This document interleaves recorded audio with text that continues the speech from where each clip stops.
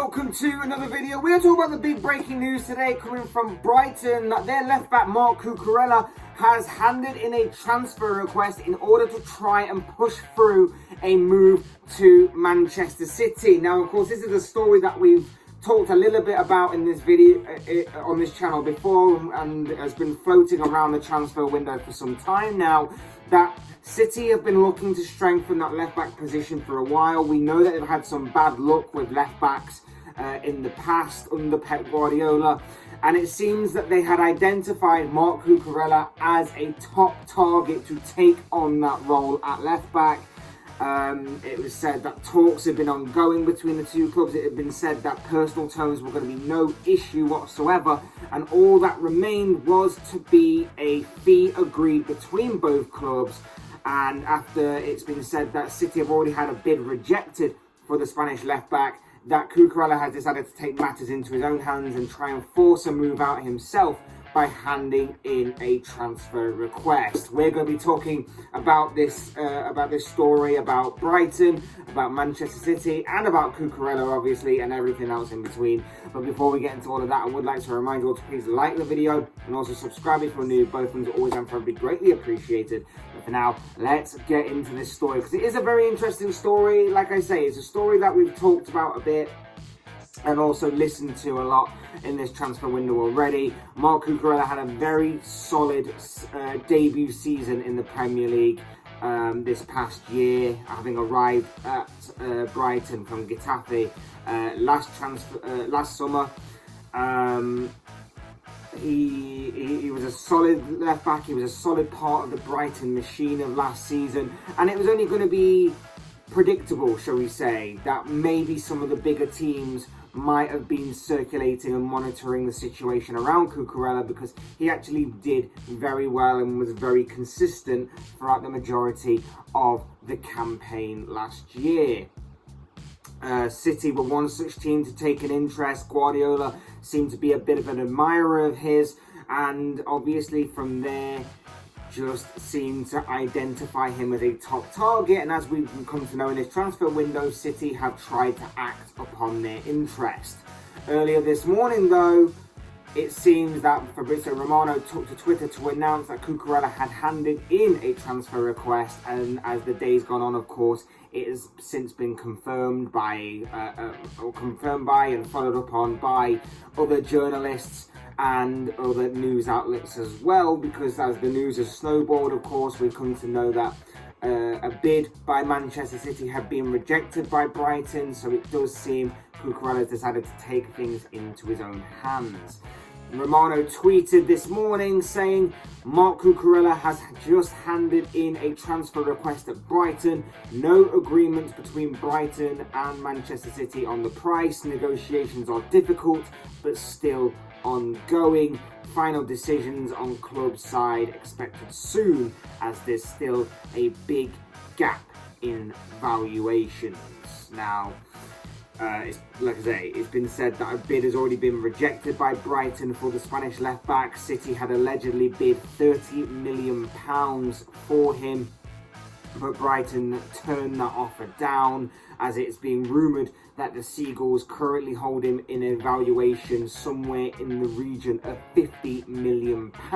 Now, of course, the transfer request might shake things up a little bit. It might make Brighton reconsider things a little bit. If they don't want a player there that obviously doesn't want to be there himself, then maybe they might lower the asking price, and it might work in City's favour, and maybe they can come to some sort of solution, something along those lines. Like I said before, this is a position that City have needed to strengthen in depth and quality for some time, as we know that a City side under Guardiola hasn't had the best of luck with left backs in recent years. But along with that as well, when you consider that a team in City's position, winning trophies, competing for trophies, are going to be after these kinds of targets, they really miss out on targets in general. But when they're going to be after a target that is seemingly not being targeted by other big clubs right now, it seems that City have got a bit of a free run at this. And also, is a player that is of a lesser Premier League club, with all due respect to Brighton. It seems that once again City, like I say, will not miss out on the target, and I would imagine that a deal will eventually be struck here for one Marc Cucurella. Because all we're waiting for really is a fee to be agreed, and whilst the ball seems to be a little bit more in Brighton's court, despite the Spaniard's transfer request, which I'll get onto a little later, City don't miss out on targets like these. I would genuinely imagine that although Brighton may still play a bit more hardball on this and try and get the fee that they want, City obviously have a lot of money. City obviously have the pull of Champions League football and competing and winning trophies. So I'd imagine that they will eventually get this deal over the line. In terms of what they're going to be getting from this potential deal, Cucurella is a left back who's been solid for Brighton this season, considering that it's obviously his debut season in the Premier League. He was very consistent for Brighton last season. He showed a lot of attacking prowess going forward, despite only registering 1 goal and 1 assist from the 35 games that he played across the Premier League season last year. But he also showed a lot of good and solid defensive ability as well. So he seemed like a very good sort of all-round fullback who obviously needs to add more assists to his game and add more and basically just round off a few of them cutting edges, so to speak, that he might still have in his game. And obviously you'd imagine that obviously that's going to happen with Manchester City. He's going to do that because he's going to be playing under a better manager, he's going to be playing with better players, and that can only elevate Cucurella's game as a whole, and he will continue to improve and grow and evolve. And whilst you can't say that he's Premier League proven because he's only spent 1 year in the Premier League, he was, like I say, he was very consistent and very reliable for Brighton last year, and it's a good basis and a good foundation to play off. And of course, at 24 years of age, he's still got a lot of time to grow and develop. And obviously, like I say, being with this Man City squad with better players around him and a better manager, he's obviously going to be allowed to do that. We know that left back has been an issue for City and Guardiola over the years. We know that they've had bad luck and just poor signings that haven't worked out for them in that position. Finding a proper left back's been difficult. Finding a consistent one goes hand in hand with that. Or even just adding depth and quality to that role have all been issues in that position that Guardiola and City have faced over the years. And last year, for the majority of the season, that place was obviously taken up by one João Cancelo, who was very, very good in that role. He was arguably one of the players of the season for a defender.